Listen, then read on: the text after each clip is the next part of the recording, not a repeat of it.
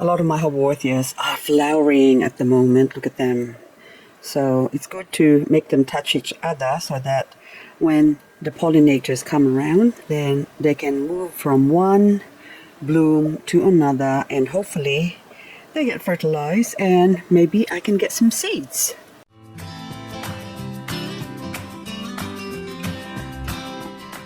It's forecast 28 degrees Celsius today, and tomorrow is going to be 32.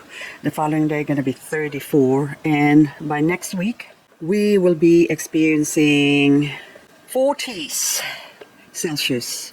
As to whether it's low 40s or high 40s remains to be seen, and the case is it's always higher than what it's forecasted. We're already on the last couple of weeks of summer, so soon it'll be autumn, and of course after the heat wave it's going to be cool wave and this has suffered from the heat wave. So you can see this is an Echeveria and it has burnt leaves, and I'm just looking at the, oh, it's a Romeo 923. Oh, I didn't even know you're a type of Romeo. So that's the label, or what it's labeled as when I got it. I didn't even know that. So I should probably put this away somewhere safe where the sun doesn't get to it and do more damage. And for the meantime, the best spot for this type of Romeo that I didn't even know is a Romeo is this area here, or this spot here, where it gets protected in a way from direct sunlight. So this is 50% shade cloth area, and I just saw this Atlantis. Kimberly Cornelius, there you go. You requested to see what my Atlantis looks like at the moment. So this is what it looks like right now. So 2 weeks before autumn, that's what it looks like. Okay, I'm going to reverse it. So it's trying to grow away from the sun. So you can see that it doesn't like direct sunlight, just by the growth. And now we've had days that are sort of cool. So it sort of starts showing new growth spurts on the tip there. So like those ones there. And you can see even here. But I think those ones there sort of more established. You can see there's a little bit of burning there on those days that we do get high 30s, and that's the reason why the plant is sort of hiding, more like protecting itself from the sun. So I'm just going to turn this around now, put it the way it was, because I don't want to disrupt the order of things.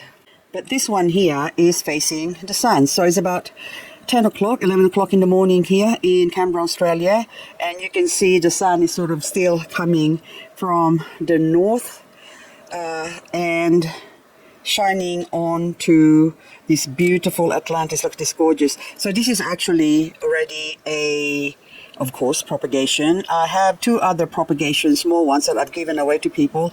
I don't know if their plant has grown or died. I haven't got a report back onto that, but this one seems to be growing really, really well. And when autumn comes, or the temperature goes below the desired coolness, then I will start propagating them, and I will be showing you how I'm going to propagate them and how I'm going to grow them through autumn and through winter. But for the meantime, I see some sun-damaged plants here, and this poor thing, Scarlet Peony, oh, poor baby. I'm going to put you somewhere where you don't get direct sunlight, because today I can already feel the sun on my skin and it's not very nice.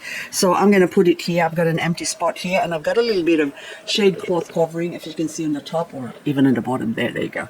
So I'm going to move things around here, and probably I'll put this small one here, and then that one, okay, I'll leave that. Oh, okay, I don't know which is which. Anyway, that's it. So tool, and then this one can go somewhere in here where it's sort of hidden, and I can see my Titanopsis calcareum, the last of it, because that was actually full before, and I didn't even know what happened to you. So there's only two left. So, and then another dead plant there. There's, I think, a Mina that got hit by mealybug, I'm assuming. Let me pick this up. Yep, that was a Mina.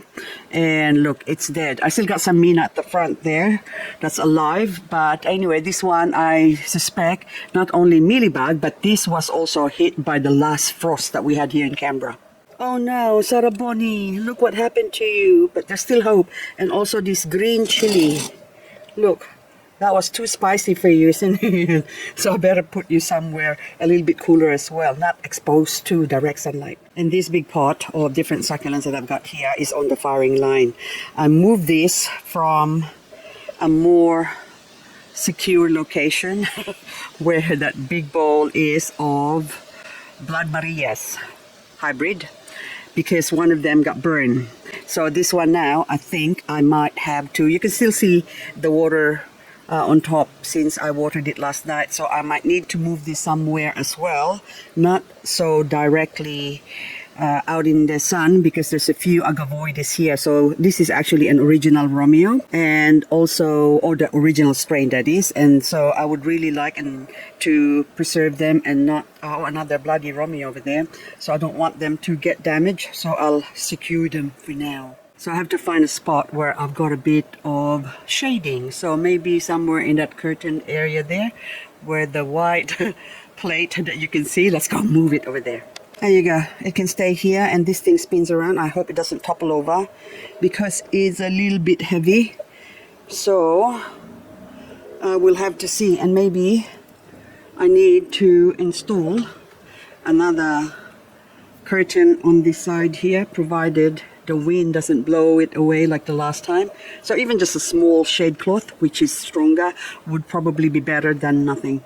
This whole styrofoam box was full of propagations that I made last autumn. Like end of autumn is when I took some cuttings and put it in this box. And then now they're all growing. Look at all these ruby slippers. That's looking beautiful. So at the moment, the sun is really fierce on my back. I can feel it burning my neck, well, the back of my neck. But this plant seems to be loving it. So I think since there's no sun damage anywhere, I am going to leave this here, even though it's sort of open to the sun or morning sun on this side. But by 3 o'clock, the sun will be behind this plum tree, which means this box here of succulents is actually protected from the scorching afternoon sun. So I am not touching them. They can stay where they are. These babies here, I've got Crassula here. I think I forgot Kim's surprise. This one at the moment, they're still sort of semi-dormant. So they seem to come alive when it's cold and then go back down when it gets hot. And also I've got a Sempervivum, which is growing some pups, even though it's supposed to be dormant in summer. And this one is Echeveria Melaco. Are you Melaco or I can't remember now. What's your label? Or maybe Chroma.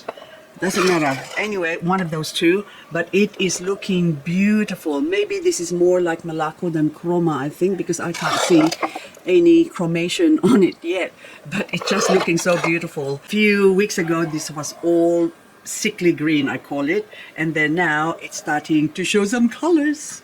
It is now about 8 o'clock in the evening, and it has now cooled down, so nice breeze blowing gently, so you can see the trees swaying. But anyway, I can now happily walk around in the garden seeing what else I need to do, which is a lot. So a lot of rehabilitations, but there's also a lot of beautiful things that I haven't seen in a while. Those are Dudleya hiding in the sun because they don't like summer sun. They will die from the heat. They'll get sunstroke. Also, here's a few more agavoides. So if you see all these different plants in here, even the center of my Saraboni here, that has been affected by the sun. So these are the ones that I need to protect from the summer sun. They don't like the sun. I am sorry, my agavoides. So look, this is honey pink probably. Or, okay, Caesar, the Kaiser. Okay, hang on. I'll move you over here, and of course I am gonna put this somewhere safe, protect them from the terrible summer sun so they don't burn down. And that thing there is now happily in here. I'm just gonna put you here for now. Don't lose that number here. Anyway, so I think that's all I've got for you guys. This is gonna be a short video, but I have a few more things to do before it gets dark. I still have to water the other side there. And of course this one, oh look how gorgeous this is now. Bernalense, you are so beautiful. You know, they have become so common now. And look, baby's growing. Oh, that means it's ready to be chop. So maybe on the next video I can do some succulents that needs to be chopped up during autumn. So anyway guys, that's all I've got for you. Thank you so much for watching. And as you can see, I've already extended this area here just so I can have a bit more protection from the actually forecast. Now we're gonna get about 44 degrees, maybe 45 degrees next week. So now my babies are ready and I don't want them to burn. Hang on, before saying burn, look at this one here. That is slightly burnt as well. Pure love. Oh, my love for you is immeasurable. So I can put this one actually, pure love. I can put you in here now because that's the spot of my Montegriana Galangowi that I took the other day. And so I'm replacing it with that. And of course that one is an agavoides as well. That's protected in a way. So I'm just looking for things that I have to protect from this horrible summer sun. Anyway, this one, are you gonna get hit by the sun as well? Beautiful one. Look, I just picked you up the other day and I forgot red wineberry. Okay, just better be safe than sorry. I am going to put you in here away from that horrible sun. Okay, move you here. Just don't fall now, okay? Okay guys, thank you again. And I'm just looking as to what else I can tuck safely away from the scorching sun.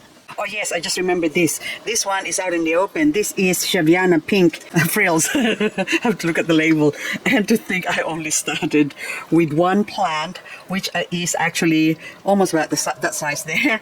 And then look at it now. So I propagated this as well in autumn, or I separated them. And now it has taken over the whole area, and this corallina is burning. So maybe I need to pull this out, or maybe put a shade cloth on this one just so I can protect these plants. Or there's only that one there, but it's still worth protecting.